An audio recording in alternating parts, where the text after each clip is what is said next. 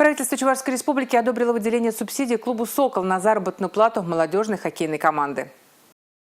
Хоккейный клуб «Сокол» – клуб с давней историей. Сотни новочебоксарских мальчишек гоняли шайбу в Ледовом дворце. Если раньше юным спортсменам после окончания спортивной школы приходилось либо заканчивать с хоккеем, либо уезжать в другие города, то теперь появилась возможность остаться в республике с перспективой перейти во взрослые команды высших лиг хоккея. В связи с отсутствием в отраслевой спортивной школе штатных единиц 25 спортсменов принято на работу в хоккейно-спортивный клуб «Сокол», который не имеет постоянных источников финансирования. Выплата заработной платы ведется за счет привлекаемых спонсорских средств.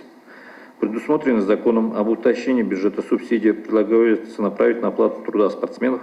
Размер субсидий будет определяться из-за расчета ежемесячной заработной платы одного спортсмена в размере одного минимального размера оплаты труда. К этому вопросу шли долго, и на самом деле нам и дальше надо продолжить выстраивать стройную систему подготовки, с одной стороны, максимального привлечения молодежи и людей всех возрастов к активному образу жизни и к спорту, и, естественно, выстраивание стройной системы подготовки спорта высшего достижений.